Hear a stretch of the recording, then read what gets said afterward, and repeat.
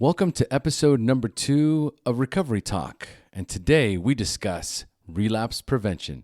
It's time for the SHAIR Recovery Podcast, where we bring you amazing life-changing success stories from addicts and alcoholics all over the world who share their inspiring journey in recovery. And now, here's your host, O.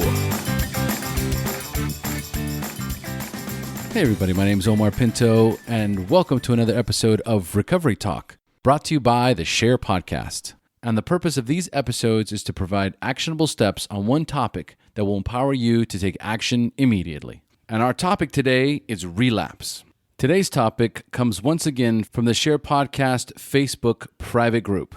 And this is what our member posted. Something not so great happened to me this morning. I wanted to go to the liquor store for a few bottles of wine. I had the sense of not wanting to wake up in a hospital again. I took a Valium, my dog's prescription. It calmed me down enough. I'm not going to call this a relapse. It just made me calm, right? So here's the question. Is that a relapse? And that's not for me to decide, nor is it for anybody to decide, really. It's for that member to decide. You peel the layers back. You go into the deep recesses of your subconscious, of your mind, and you ask yourself the tough question. How does this sit with me? What were my motives? What are my motives? Why didn't I reach out to the Facebook group? Why didn't I make a phone call to my sponsor? Why didn't I go to a meeting? There's a laundry list of things I could have done and should have done, but I didn't. Instead, I took a pill because I felt that this would fix me, even if just for a moment, even to just get me through this tough time. But isn't that something that we've said to ourselves many times before? Just one more time, just to get me through. And that's just denial. It's absolute denial. A relapse happens way before you take that first drink or do that first drug. Weeks, months. It's just this subtle change in behavior, change in routine. When you first get clean, there are certain things you have to do to develop a foundation. Going to meetings, getting a home group, getting a sponsor, working the steps, getting a service commitment, develop a relationship with a higher power. There was a tremendous amount of accountability. But you get into that year and you've worked the steps, or you've gotten far along enough in the steps, you've built a foundation, your life is stabilized, things are good, and so you stop going to meetings as much, and you stop meeting with your sponsor as much, and you kind of let off the gas a little bit, and then time goes by, and things start to happen. Life starts to happen, and fear sets in, anxiety, uncertainty, and is your first course of action to make a phone call, to go to a meeting, to share? Or do you start to slowly gravitate towards the things that bring you comfort and instant gratification? Sugar, sex, drugs, alcohol. There are the magic remedies for instant gratification that require no effort to consume, but require all the effort in the world to stop. This disease is cunning, baffling, and powerful. And we cannot do this alone. We absolutely need help. We absolutely need each other. Those of you that are listening that are in the private Facebook group, you watch as people try and do it on their own. They don't have the support of their family. They don't want to go to meetings. They don't want to work the steps. There's so much resistance to working a program. There's so much insistence in doing it alone. And the pain gets greater and the pain gets greater, and it stops being pain and it just becomes suffering, this eternal suffering. And we all know that pain is unavoidable. It's part of the growth process. But suffering is absolutely optional. When I'm in pain, I reach out, I ask for help, I get suggestions, I get guidance, and I get relief. Otherwise, the pain comes in, I don't call, I don't reach out, I don't ask for help, I don't pray, and I suffer in a level of unimaginable hell that at some points feels so overwhelming that suicide seems like a logical next step. But if I'm willing to entertain the idea of suicide, then I might as well entertain the idea of taking a mood or mind-altering substance. And once that thought process starts, unless you reach out to someone else and ask for help immediately, then chances are you are going to relapse. So what are the actionable steps for preventing a relapse? Well, I would say that first of all, the most important preventative tool for relapse is your community, your support group. I'm clean 14 years now, and since the beginning of my recovery, I have had a sponsor. I have developed close relationships with the other members of my 12-step fellowship, and whenever the shit hit the fan, these are the people that I will call.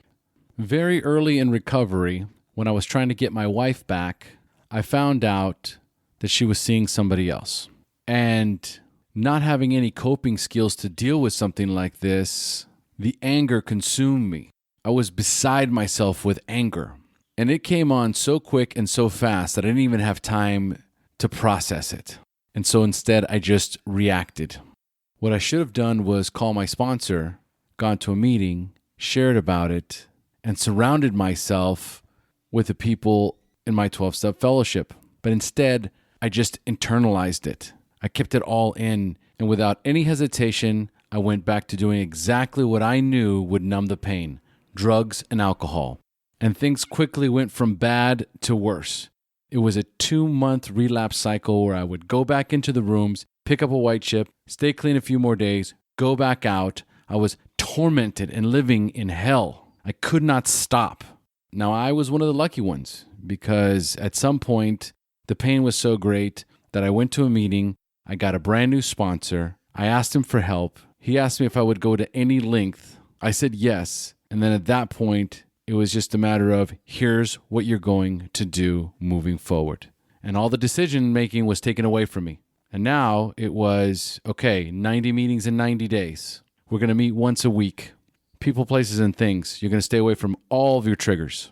You're going to call me every day. And we're going to meet once a week and work steps. And grab that phone list. Pick 5 people out of that phone list that you can call. And you're going to practice by calling at least one of those people every week. Which brings us to suggestion number 2. Of those people in your community and that are part of your support group, pick 5 of those people that you can feel comfortable calling 24/7 when you're feeling the urge to relapse. And then call one of those people at least once a week, not because you have the urge to use, but to get into the habit of picking up the phone. When you're in a good place, it's easy to pick up the phone. It's easy to go to meetings. It's easy to be in recovery. When the shit hits the fan, the foundation of your recovery becomes paramount. Because if it's not there, you're going to crumble like a house of cards. So if you're not regularly calling people when things are good, then chances are when the shit hits the fan and you get an urge to use, the poor me thoughts start to come in. Oh, well, I haven't called them in a few weeks and they're not going to want to hear from me and it's not really that big of a deal. You know what? I'm probably not going to pick up. I should probably just go to a meeting. Better yet, I'll just go to sleep. This will pass. I'll just go to a meeting tomorrow. It's no big deal. And now the disease has got you. It's talking to you in your own voice. You're starting to believe it. And now making a phone call and connecting with your support group goes right out the window. And it's got you. And it's just a matter of time before you're picking up again. So keeping that in mind and knowing that at any given moment you could be triggered and the thought of relapse comes snowballing in, then suggestion number 3 would be make sure that there is absolutely no drugs and no alcohol in your house. I know for some of you that's a no-brainer, and because you've gotten your drug of choice out of the house, it doesn't mean that there aren't other dangers looming within your home, and those need to be removed. Any sort of a narcotic, any sort of a mood or mind-altering substance that could be used to numb the pain or dull the pain or get you through whatever, it needs to be gone. You need to be as far away from a drink or a drug as possible at all times, especially in your home. And when I say home, I mean everything. I mean all your purses, all your luggage, all your hiding places, your car. Have one of your friends go get it detailed and have them completely vacuum every aspect of that car. The seats, the carpets, the trunk, everything. Your locker in the office or at school. Hypervigilance is the only defense against a potential relapse. I can't tell you how many times I've heard somebody share about having a relapse because they found some shit in their car. If you're serious about your recovery, then you'll be serious about relapse prevention. And the best way to prevent relapse is to, number 1, have a very strong support group.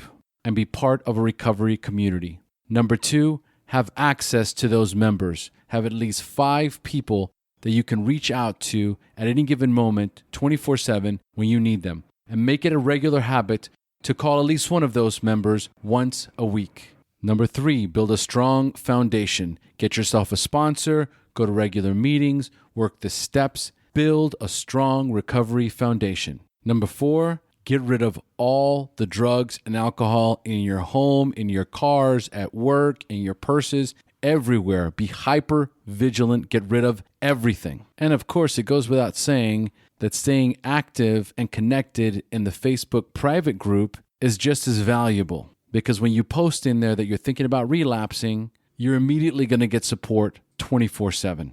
But there's something so special and magical about that physical contact with other human beings. We need to interact. We need to hug each other.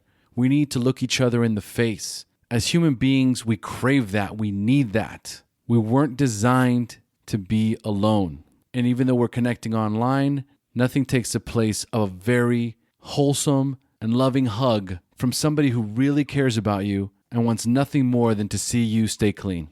So thanks again for joining us on another episode of Recovery Talk. And for those of you that would like to participate in the SHAIR private group, go to Facebook, go to the search bar, type in SHAIR private group. SHAIR is spelled SHAIR. The group will pop right up. Click on the join button. We'll add you immediately. Become a part of the solution.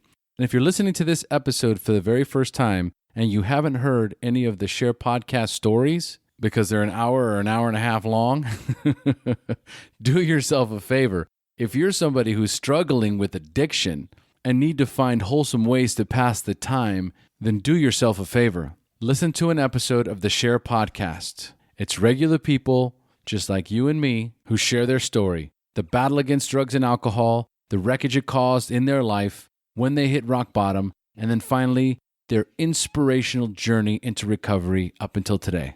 Sharing helps addicts in recovery. HP, baby. Thank you for joining us on the SHAIR Recovery Podcast. To check out the show notes page on this interview or to thank our guests for sharing their story, go to www.theshairpodcast.com. While you're on the website, don't forget to sign up for our free newsletter to stay up to date on the latest news, podcasts, and interviews. Want to be one of our guests and share your story? Then go to our website and click on the Share Your Story button. We share our inspiring recovery stories every Tuesday, so subscribe to our show on iTunes or Stitcher Radio to get your free weekly download. We'll see you then.